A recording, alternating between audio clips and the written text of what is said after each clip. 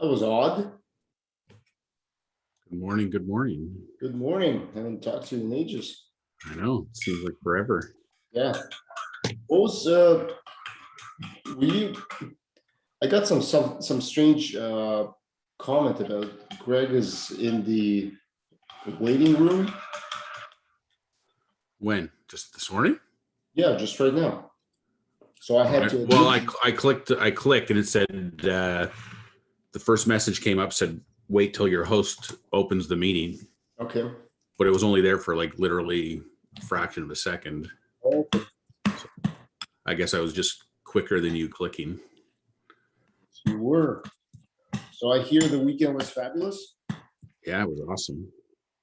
Especially Saturday. Saturday was like the perfect day. It was like I spent a lot of time, I guess, Thursday and Friday just listening and reading stuff from my course. Mm-hmm. Was it good? Yeah, it just got me into this very zen kind of peaceful zone. Jamie would call it clarity. Yeah. But then Saturday we left at like 8:30 in the morning to go to the beach up at conservation area. Spent the morning there till about 12:30. Mm-hmm. Came home, had some lunch, had a 45-minute nap, and then I went golfing at 3:30 and played like the best round of golf I played in many, many years. Just because I was just like so calm and relaxed and I don't know, I was just playing. I wasn't even thinking about it. I was one over par after 7 holes. That's cool. Which is like amazing. Wow. And like I was sinking like 30-foot putts, and I don't know. The guys I was with was because I shot 107 the last time I played with these guys a few weeks ago, mm-hmm. and I shot 86 this time, so 21 shots better on it. So, well, I mean, it's about 20% better. So you can imagine, like, they're like, what the hell's happening? Who are you? And you're like, yeah. So it was great. And the good thing with COVID is like they spread out the groups on the course more, so you're not waiting at all. Everyone gets their own cart, so you're just like, you're not following your partner around to wherever they hit their ball. You're just going to your own ball and hitting your own ball. Mm-hmm. But we played 18 holes in like 4 hours. It was great. That's fast? That's fast. Okay.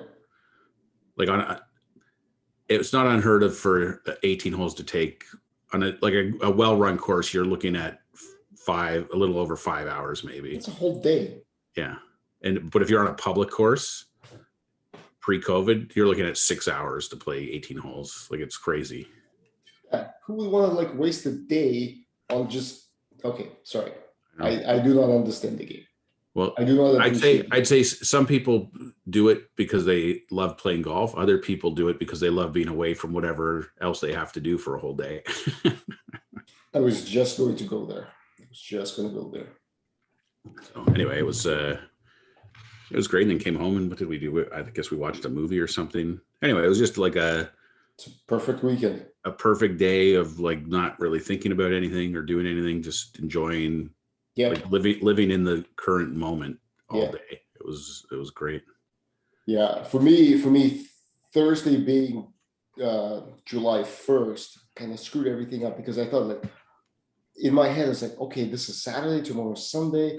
Oh no, tomorrow's Friday. Okay, tomorrow's Friday. I had to keep that in mind. Yeah. Saturday. Okay, so I'm not talking to Greg, so it must be the weekend. Okay, so it's the weekend, but I haven't talked to Greg yesterday, so today's Sunday. And this like mind fuck was going on all weekend. Yesterday, it got to the point where, so on Sunday, my Misha plays little kickers on the field.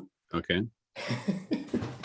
And we got up. It's like, oh yeah, today's going to be a perfect day. We're going to go for a bike ride. I got this new bike rack from a friend, so we can load up all of the bikes and we can go.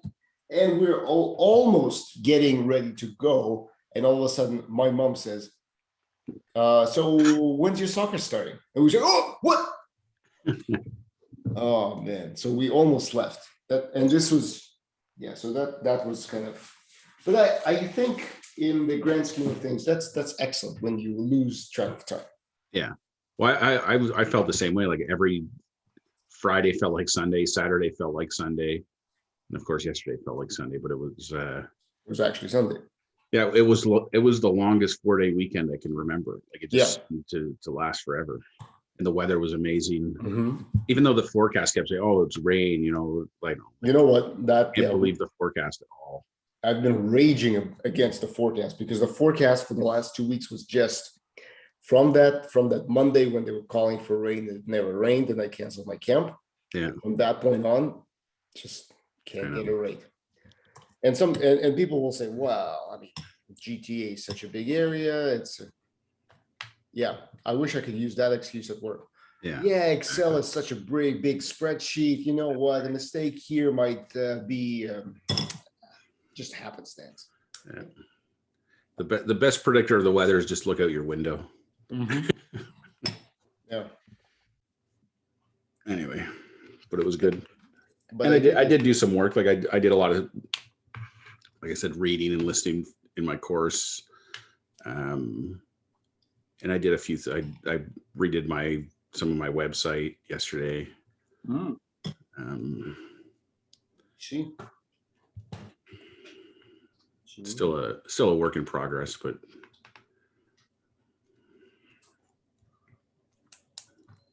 coaching, leadership, online courses. Oh, I like the white. I like the cleanliness. Story time. I've been everything below that. I got to revamp out all looks. I just added that on the top. I like the way it looks on the top. So that's a nice avatar view. Coaching, leadership, online courses. Perfect. That looks very good.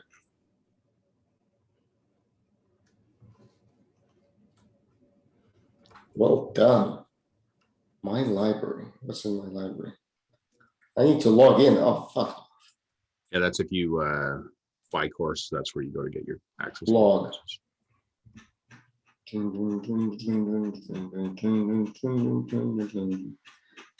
Oh, wow. This guy has nothing better to do than shoot videos. Oh, boy. My friend. Anyway, what else? I had a coaching call yesterday morning, 8 o'clock, with a guy in the UK. It was just he was on our weekend course a couple weekends ago, and I just reached out to him. I was interested that he was having some issues, so I just wanted to check in with him, see how he was doing, and we had a great conversation yesterday. So that was cool. I've got 2 interviews today for the Clarity app. So final 2 interviews. I guess on Wednesday after we met, I had an interview with the lady that gave me the worst scores out of all the scores I've received so far. And it was funny because it totally proves the reason why you need to actually interview people, because she actually loves the app. What? But she said she's taking Jamie's courses like multiple times. Yep. So basically her rating of the app and the content was more of a comment about the app in its current state with the current content that it has isn't really of any use to her, because it's just a small amount of content. She's covered that content multiple times. But if it had broader content and new content being added and all the rest of it, then she'd be a 10 out of 10 instead of a 5 out of 10. So yeah, that's really odd how you're right. You have to talk to people, but it's also very interesting how people perceive what's being asked of them. Yeah. Exactly. So anyway, it was that was encouraging. So anyway, everyone I've talked to so far is very positive about the whole thing. So I think that should bode well in terms of communicating back to Jamie what everyone's feedback is. Yeah, that's. But again, most people too, they have that's sorry. That's I have to say that is a bit bizarre.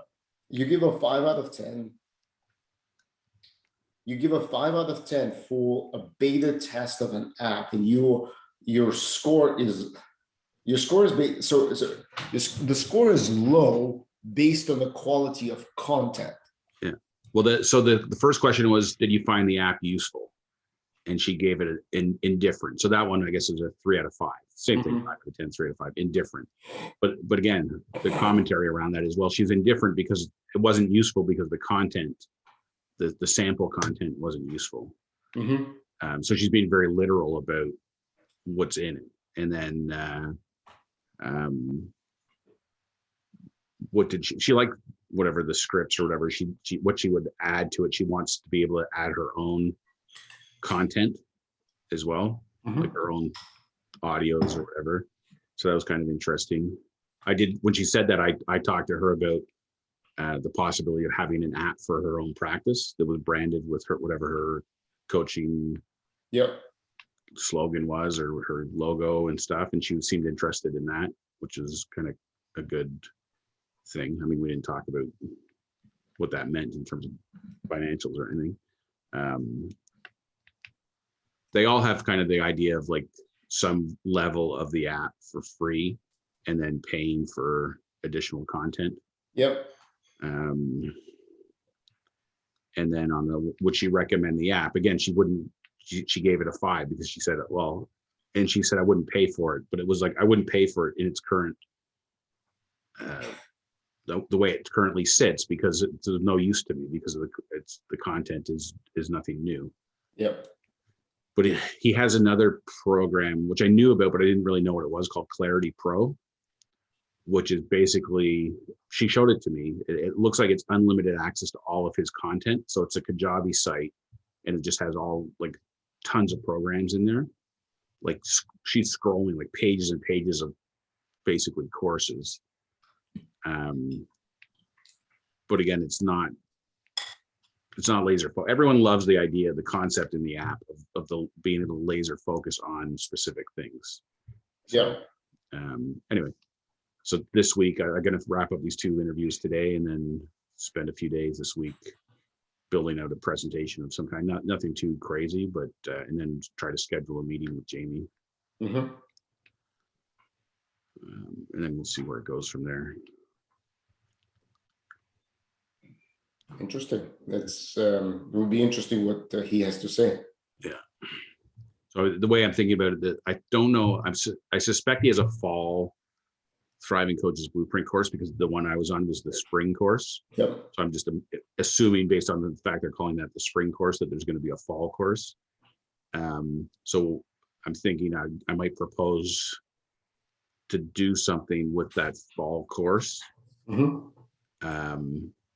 As more of a, I don't know, not really a beta test so much as like a pre-launch or a test launch with a smaller group, and then do a much fuller launch in January when the other course that I'm taking, the coaching certification training, launches, and use the new year as the launch pad for the full broader launch.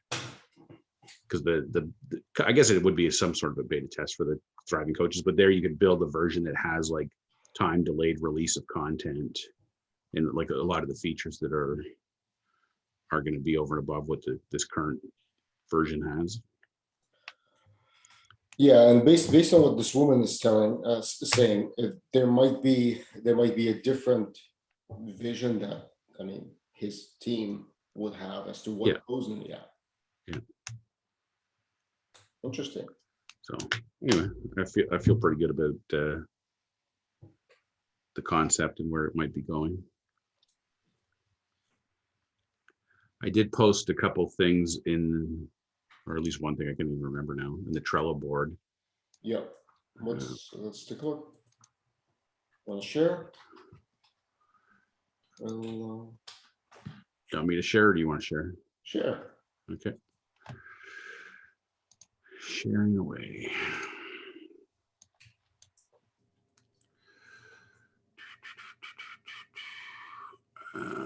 So it was this one. So I was thinking over the weekend again about Miguel's idea for a video. So I came up with this.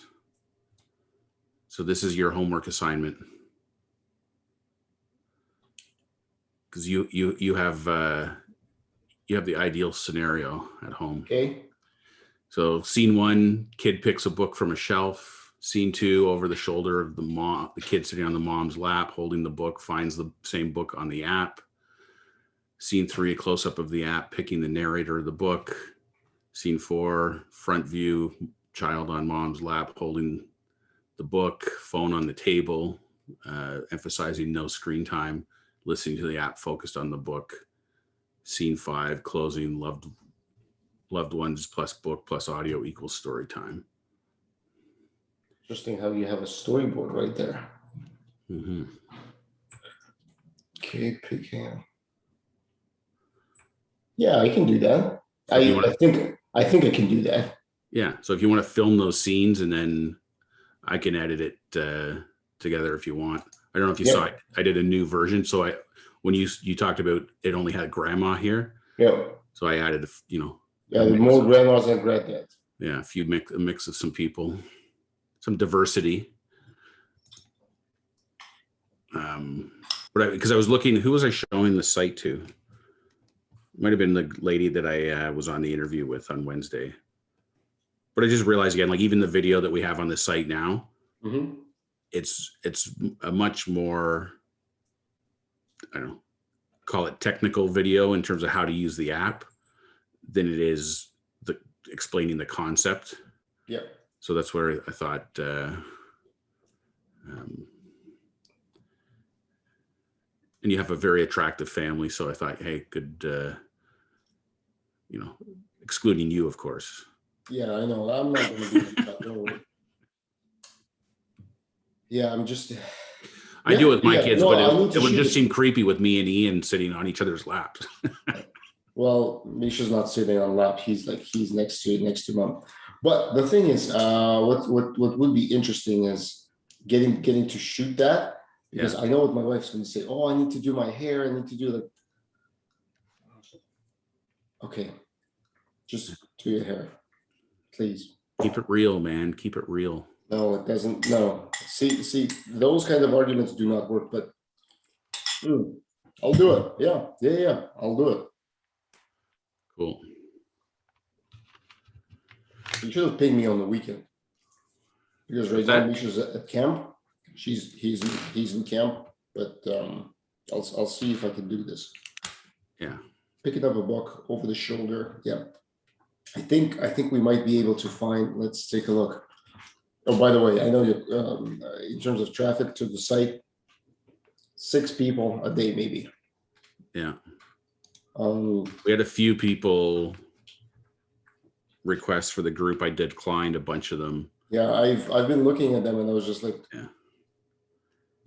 You have not been on the website, because the website does not point you to the group.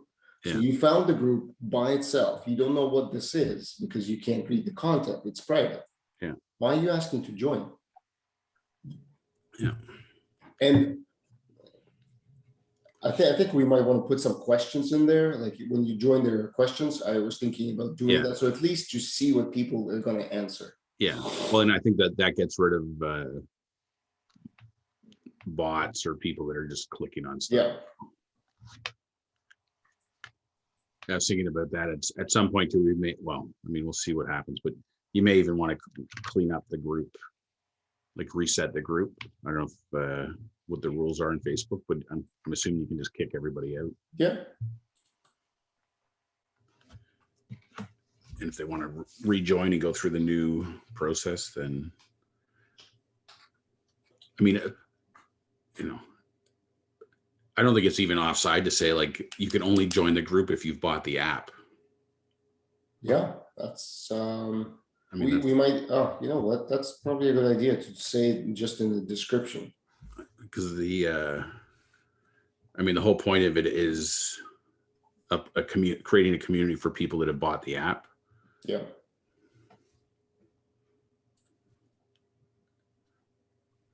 How do you settings?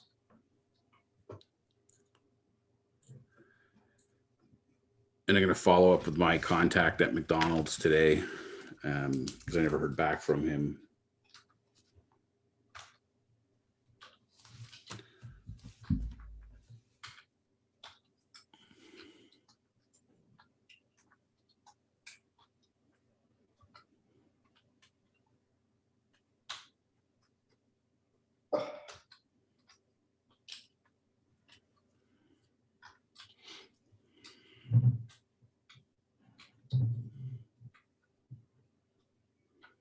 think you got a capital I in time there. Yeah.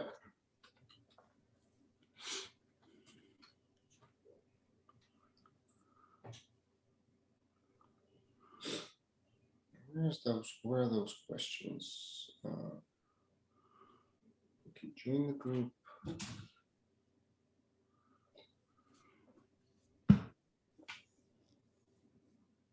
And when our son was born, one of the best quotes I found was when you have a baby, you have to get used to drinking cold coffee and warm beer. For some reason, this still continues. You can join only profiles. No.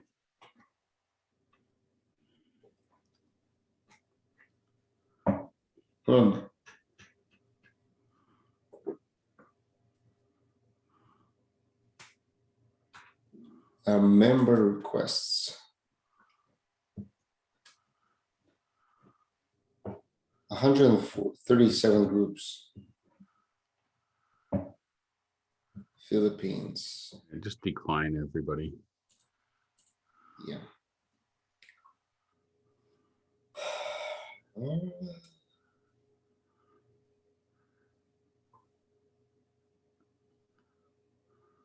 Where was that? You could ask questions.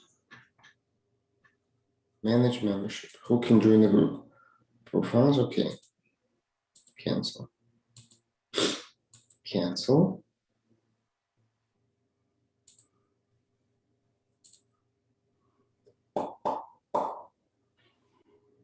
Recommended group.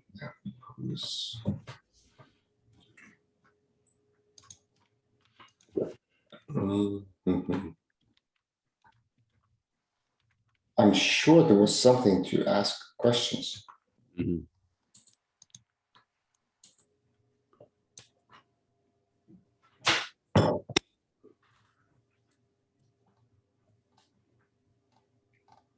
Group rules, member for content moderation, alerts, activity on quality, engagement. Oh boy.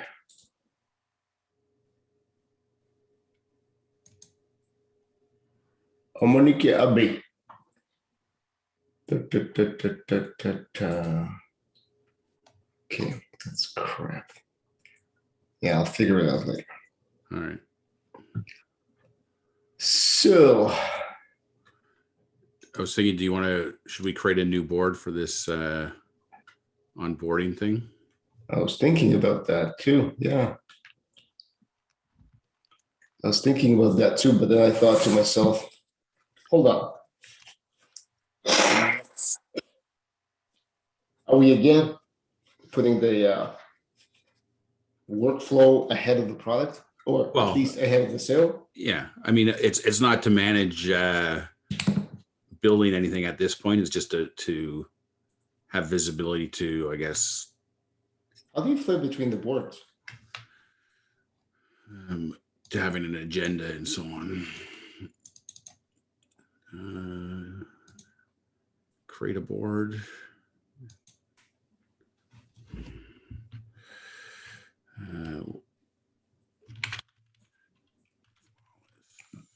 So I found there's like there are HR tools galore. It's crazy. Yeah. Each one screams from the top of their lungs that they are by far the best in the industry. Of course. So there, I just invited you to a new board. So is that what I don't even remember where we left off on Wednesday? Was it to do some research or? Yeah, so we have a presentation going in Google Slides. Yeah. I think. Okay, here we go. I got notification, flawless onboarding. Ooh, what's with the cottages? This is just the default image. I didn't do anything. Wow.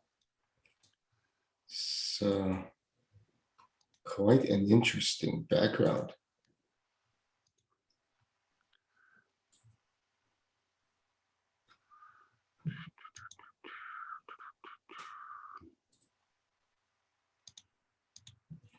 Oh, you bitches. What? Seriously? What? No, I'm just trying to understand how this work.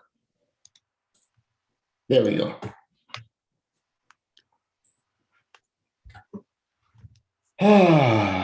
So add a list. First list is resources, right? We had resources in the other one. Yeah, we've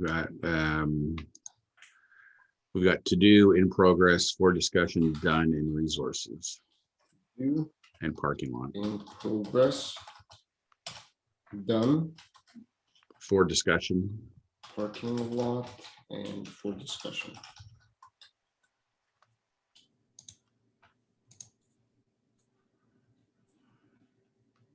To do, in progress, done, resources, parking lot. Wait, where did for discussion go? Oh, here we go. Resources, add a card. Presentation. Duck.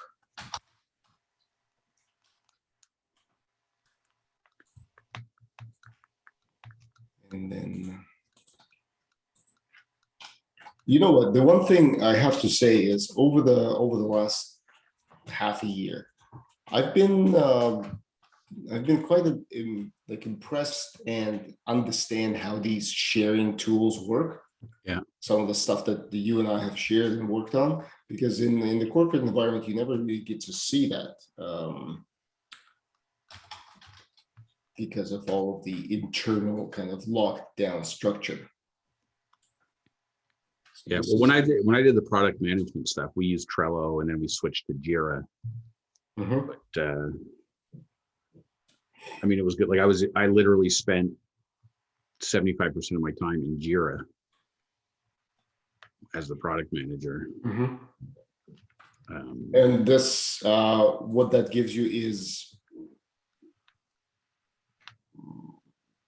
well, it just gave me like visibility. Jira's a different version of Trello, right? Yeah, More it's very similar to Trello. Okay. But it just gives you, I mean, we had, I think at one point, 15 people on the team. So everyone's posting things, updating things. You can see where things are at. Yep. You're communicating like instead of messaging people, well, I guess there was some messaging through Slack, but a lot of the messaging was just adding comments to cards and stuff in Jira. Mhm. And that would trigger communications to people. Although I found it annoying, all the notifications. I ended up turning a lot of it off because I was getting like hundreds of Jira notifications to my email. But because you also, if you're active in Jira, you're getting notifications in Jira As well.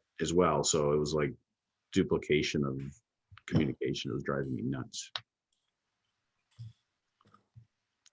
I found with the agile process, like daily scrums, constantly being in Jira, it was like over communication.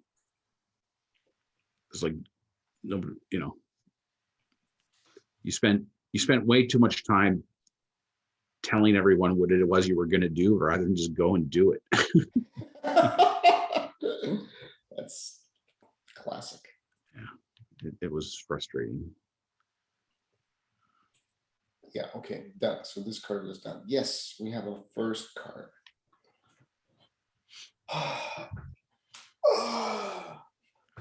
So want to hear my observations? I certainly do. You know what? I have to say, this feels like coming back from a vacation. Mm-hmm. You know, when you come back from a vacation and everything that your mind is no longer racing, you're kind of calm and you don't want to get into any of this shit. Yeah. And you kind of like sit there.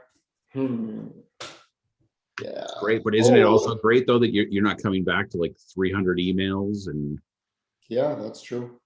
Meetings and people yelling at you. Like I used to joke that, how long would it take for my vacation to wear off? And most times it was less than an hour. Half an hour. Yeah. It's time for you to get coffee in the morning when you're still relaxed, talk to a couple of people about when they're like, so how was it? And then you come back and you're like, oh shit, I'm in a meeting in half an hour. Fuck. That's it. Mhm. Memory of vacation is gone. Yeah, and there was no, I don't know if respect is the right word, but there was no consideration for the fact that you've been gone for a week or 2 weeks, and Yeah. immediately people are asking you questions as if you knew what the hell was going on. Like I used to come in super early my first day back and spend the first hour or two just catching up before anyone else even came in. See, I started taking my phone with me on vacation, knowing full well that it's a bad habit to have. Yeah. But at the same time, I was like, you know what? What?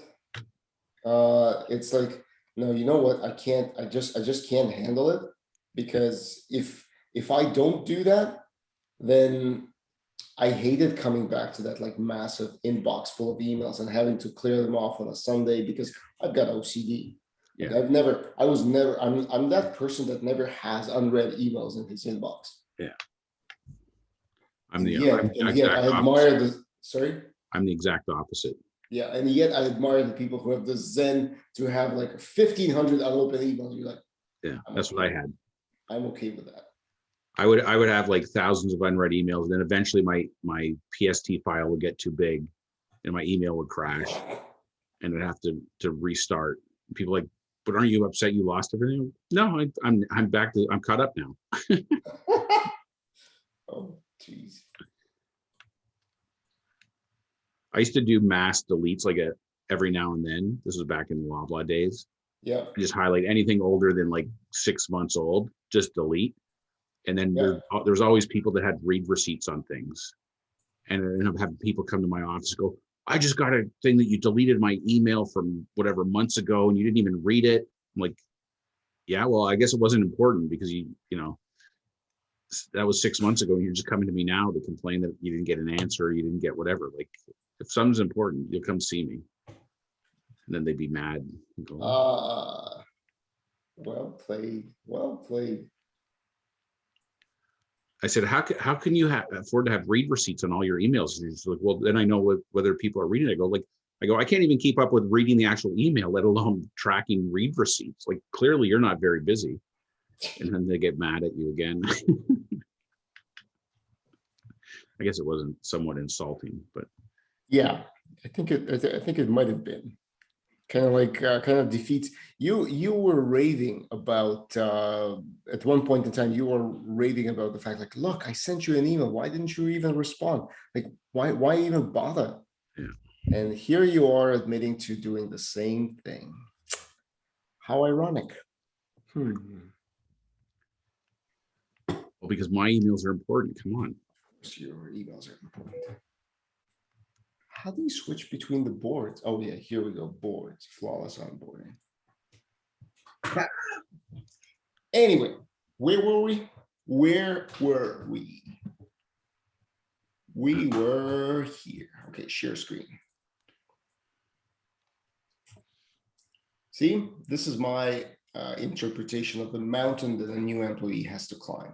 First, you go through the forest, then you go through the valley of death and the river full of crocodiles. Then you climb the small hill and you think you're there, only to find out that there's a huge mountain ahead of it. If you get to the peak, good for you. Most people don't. That's where that takes about 2 to 3 years. That's when people quit.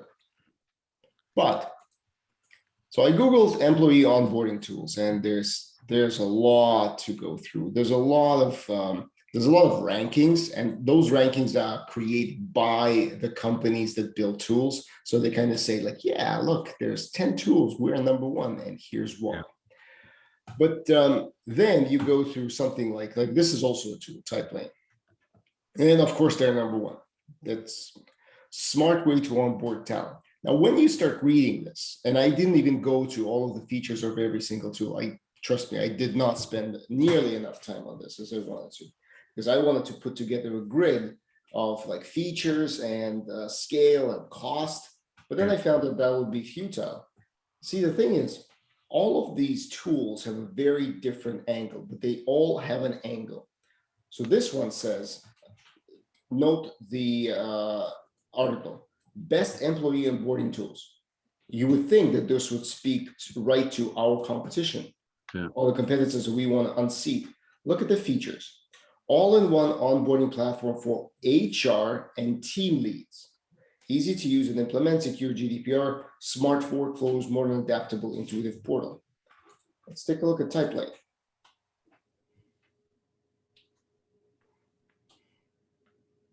Look at this. See, this is good. Automate the busy work, give everyone the same great experience. This is essentially, this is more than the list. This thing integrates into your process. Yeah. It has to work. See, it's like it has to go through everything. So it's when they create like a card. Let me show you features. Where was that? Yeah, so it's when you create something, it ties into, it creates a function. So for example, you order a laptop, well, that goes into your system and then you order a laptop. And in theory, that's perfect. Look at this. Hi, manager, you'll get a new team member soon. Onboarding will join first day and work as a work title. Nice, right? Yeah. Contract signed, welcome on board. You're excited that you'll be joining. This makes so much sense. Your first day, 5 tasks. This is exactly what we want to do. Pricing per user.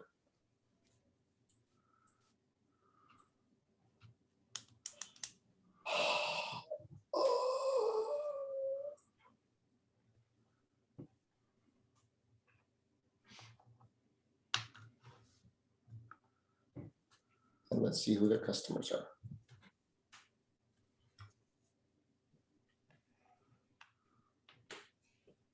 Seems like startups. Oh, except this one. It seems very cheap to me. Seems exceptionally cheap for what they're doing.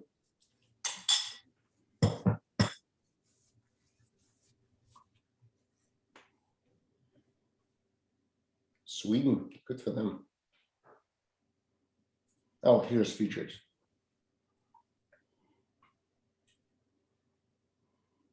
So this is the closest one, but then you get into stuff like ClickUp, project process and team management, team collaboration, Kanban style boards. That's more workflow. Yeah.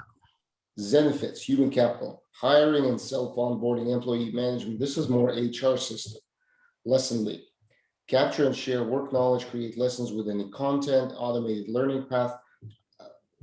Not the same thing. This is kind of like what, remember when you said about what you could do in the first 2 weeks? Yeah. What was interesting, and I didn't research this yet, but this I found, create lessons with any content. That would be very cool if you could turn a presentation into a lesson. Yeah. Or into what do we call it? What's it called? Module. Not case study, but something that well, yeah, kind of like a case study. When you can turn a work product into something that you can reshare and others could learn from. Yeah. I don't know how you do it, but the idea is something appealing. Anyway, moving on. And that was it. Then you get like something like KissFlow. Yeah. But this is way so that was $40, 39 euros per employee. Yeah. I don't know. Like even a big company. I don't know. I'm just thinking like, well, if Pressimo wasn't a big company, but like we hired, over the 7 years that we were there, how many people do you think would have been hired? 200 easily. Yeah. So I mean, that's easily. That's not even backfilling people who left. Yeah. But it doesn't add up to a lot of money, is what I'm getting at. No, it doesn't.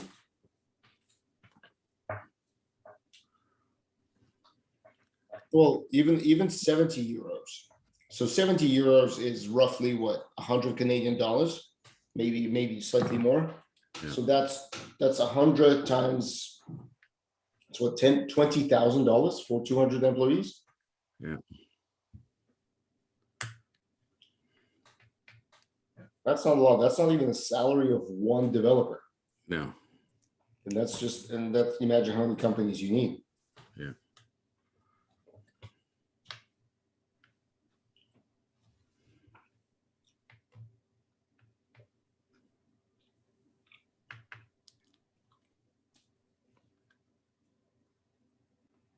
What the hell is cross-boarding?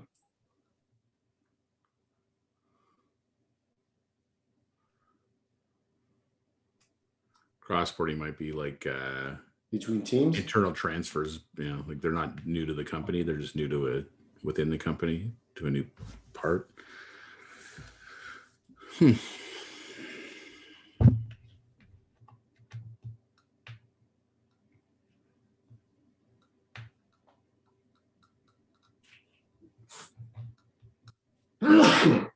Bless you. Thank you. I mean, this is some good news, bad news, I guess. Well, it's so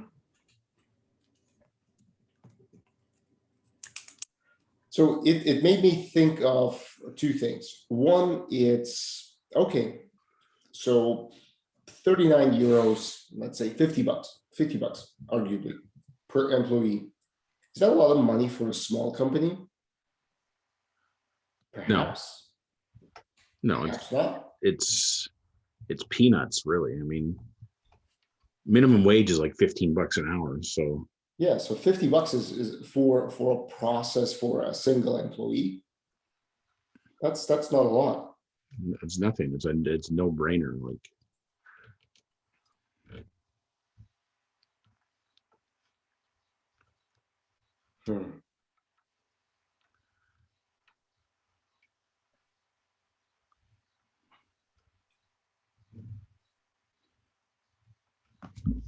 I wonder how they're doing. Let me see if I can find them in the news.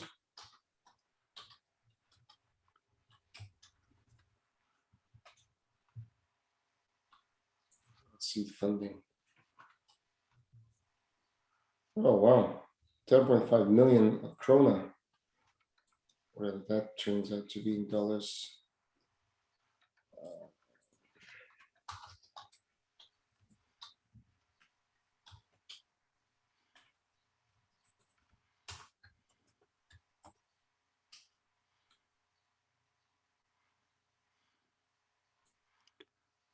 $1.2 million.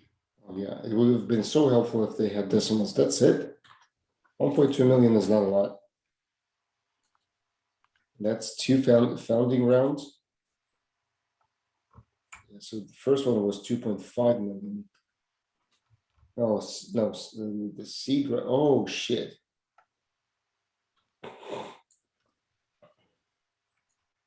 The seed round was higher than venture round. Okay, 2.5 and 8 million. So they raised 1.5 million.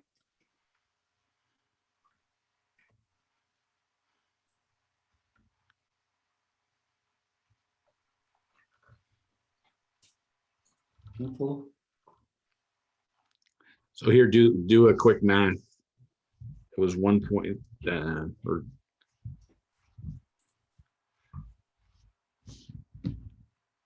said $1.2 million. Mm-hmm.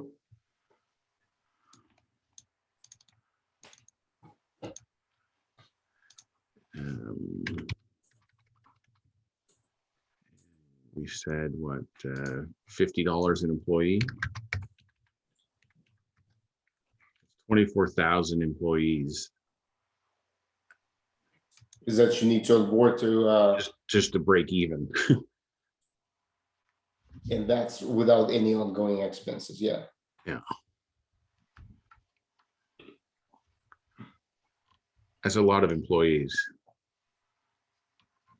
or a lot of companies. I mean, if Yeah, you, unless their aim is to be acquired by some big like workspace. What's it? No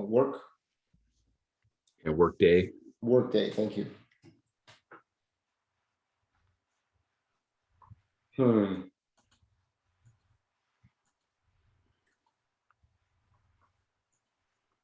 Yeah, and all of the okay.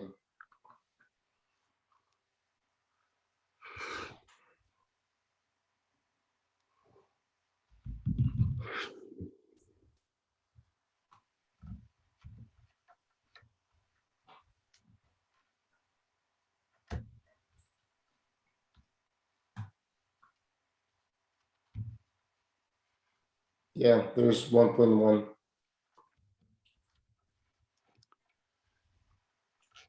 in use by 20 customers. Sales of 150,000 in 2018. So 150,000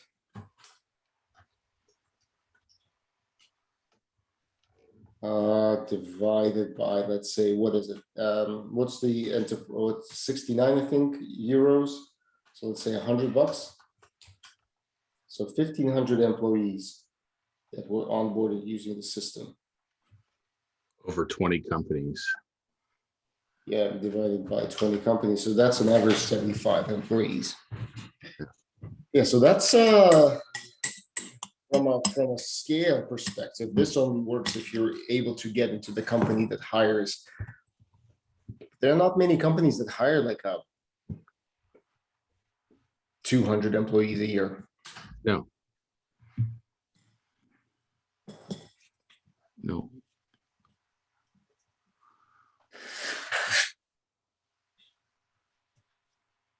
Unless you're into like the big banks and stuff.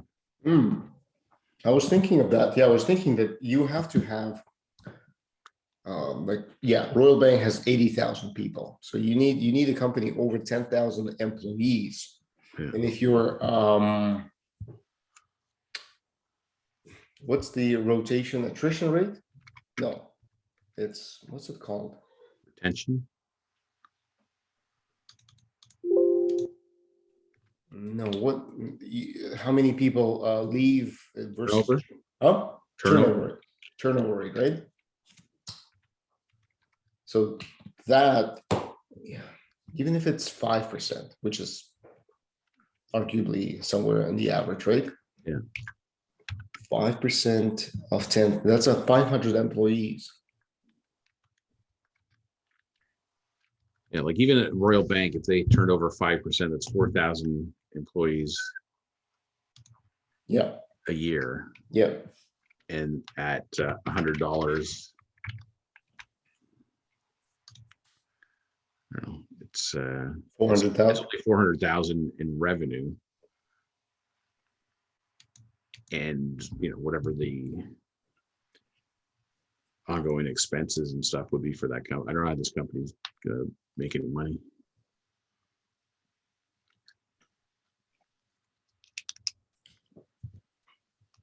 That's, yeah.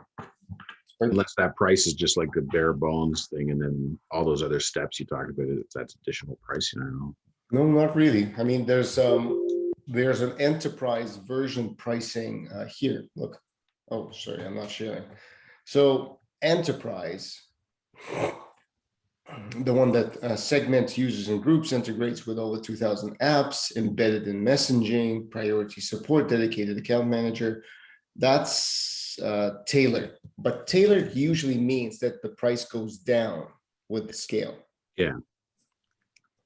So standard is 69 euros. So this might be like 50 euros.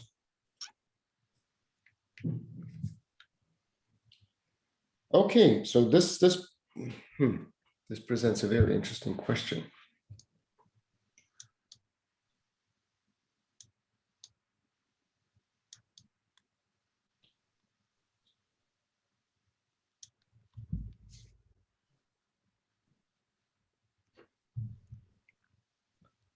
Oh. How do you make money? Exactly. So small guys would not have enough volume of transactions to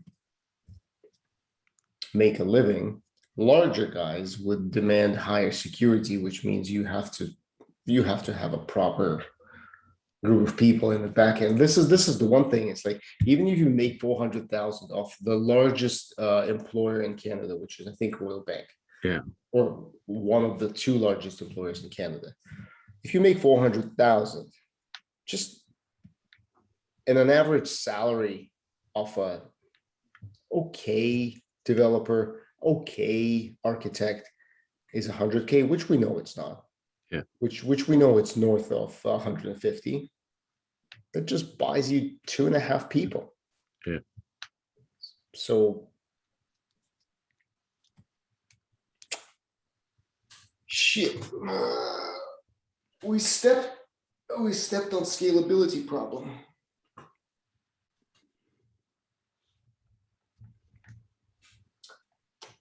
Let's build an app for all of the people who are unemployed.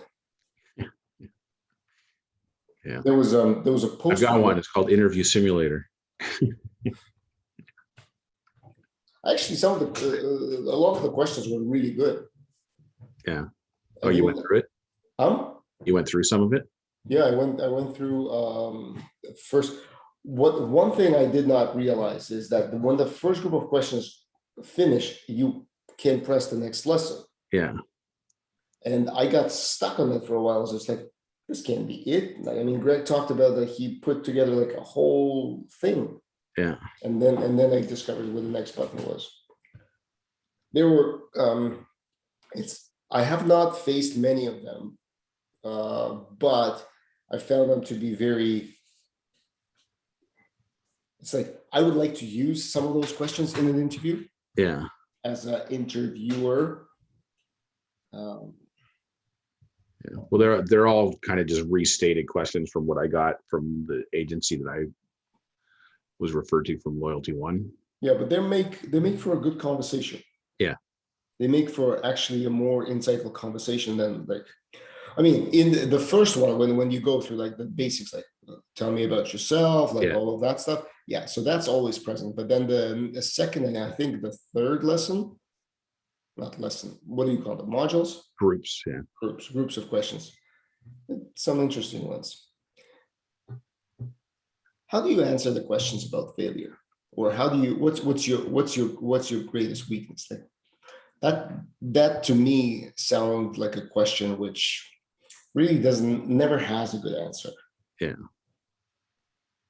Or I tend not to trust the answer that's given because you either have to be prepared, which means it's a canned answer, or you're not prepared, and then you kind of flounder around. Yeah. What's funny, I used to, it's funny because the first job I got when I went to on-campus recruiting and got a job at Cargill, I didn't have really much work experience, but I coached our intramural hockey team. Mm-hmm. And I had a story about how I screwed up because I had two guys at the tryout that both had Canadians jerseys on. One of the guys was good and one of the guys was terrible. And somehow I mixed them up. So I phoned the guy. I had to cut a bunch of people from the team. So I phoned the guy who was good and told him he didn't make the team, and he yelled at me on the phone. He couldn't believe it. And then I phoned the other guy and told him he made the team, and he was happy, whatever. So then the first game comes, and this guy, Serge, he steps on the ice. And as soon as he skated away from the bench, I'm like, that's the wrong guy. Because he could barely skate. So he basically played one shift, and he came off, and I sat beside him on the bench, and I said, Serge, I've made a terrible mistake. He goes, yeah, I know. So that was his last game on the team. And then I phoned the other guy back and apologized to him and invited him to join the team again, which he did. But that was my go-to answer for like, name it, a failure or a time you screwed up and what do you do about it? And the lesson learned was, okay, like accept it and move on and own it and all that kind of stuff. Anyway, I think I got the job because of that answer, because the guy that was interviewing me was a big sports guy. Yeah. And anyway, it was just one of those interesting kind of. It is an interesting one. I was just like, oh shit, I should steal it. That's a great story. Only I've never skated. I never played hockey. Yeah. My other go-to, my brother and I coached a women's softball team, Of course you did. and well, it was a friend of ours. The three of us coached it. It was his older sister's team, but it was all women. Like, You well, not perv. women, but like they were like, we would have been, I don't know, 20, 21, 22, something like that. So they were all You like bastards. our age up to 35 or something. But it was fun. I used to talk about how like there was all these cliques on the team, and infighting, people complaining about things, and how I coached them through different scenarios. Anyway, it was I never imagined that I would get like good stories from that experience for like work related stuff, but it was great. Yeah. I actually have an interview today, so we'll see Okay. how that goes. So here's the $1 million question: would you pay $19.99 for Interview Simulator? $19.99 for an interview simulator? For the what you went through, was that worth $20 too? No, What was it worth? it's definitely worth $10. Yeah. But Did you download any of the attachments? That's an unfair question. I am answering you with full knowledge of what I went through. Yeah. See, that's the big difference. So here's the thing. The reason I wouldn't pay $20 is because I can find a lot of those questions not narrated, but I could find those questions in text form online. Yeah. So what am I paying the $20 for? Well, For the narration, for the male female voice? Yeah, the narration, I mean, it's primarily for the narration. So the notion is that when you can sit there and read questions all day long, it's kind of the process of reading it, hearing it, and then answering. See, but you don't sell it on that premise.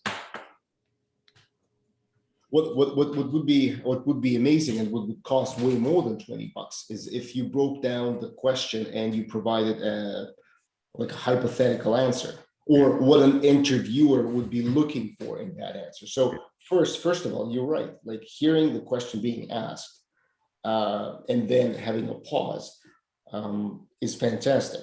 Although the pause is short. Yeah. Well, you're supposed to pause. The thing comes up on the Yes, top. I know. I said you're supposed to pause the video. Yeah. Yeah. Lazy as that. You know what, and I find myself not pausing and just listening through it is because probably I'm used to consuming content. Yeah. So this was it wasn't an interactive thing. I was consuming content. It's just like, okay, played through. Okay, great. Next question. Yeah. How would I answer that? Okay, and then the male version would come on. I was like, yeah. So I would say. But imagine if you had a pause and then you broke down the question and you answered, like you told this story. Yeah. Now that's a freaking powerful thing because you're right. I'm right. You can find those questions online. Yeah. But they don't add to your understanding of what is it exactly you're being tested, or what is it what qualities are you trying to portray? Like, because everyone who's asking this question is going to have a different things that they're looking for. But to illuminate the fact that, you know what, every time somebody asks you a question is a chance for you, the interviewee, to sell yourself. So what are you selling in this question? Yeah. Like in your question is humility, being able to recognize your mistake, and having the getting over that hugely uncomfortable feeling when you have to apologize and go with your like hat in hand to the person and say, look, I've been a complete idiot, and also hoping that that person is not going to be a dick about this and will accept your apology. But to break it down like that is like, shit, I get it. Yeah. Well, it's funny because I mean, I got to take the dog out for a second. Like when you go to the course, they give you the questions. I guess if you ask them specific things, they'll give you answers, but they don't really coach you on answering either. Like this is the thing, like everything that's in there, like I know like $20 isn't a lot, but Loyalty One's paying those people like thousands of dollars. I know. It's the same experience I had with Royal Bank. They give me all that. Remember, I gave you a list of questions? Yeah. There was no help. Yeah. It was like, oh, we're going to coach you through your resume. Okay, fantastic. I'm all for it. Well, what's your resume like? Okay, here, maybe you could put like bullet points here and paragraphs. It was shit. That's your level of wisdom? Yeah. I know. No, I agree with you, Greg. Offboarding programs are the worst. Yeah. Maybe we should do an offboarding app. Maybe. No. All right, I got to run, but we're not walking away with anything tangible today. But well, I think a little more research is warranted. Before we do anything. Okay. And film your story time commercial. I will, but that'll have to wait until at least 4 p.m. today. All right. Okay. Bye.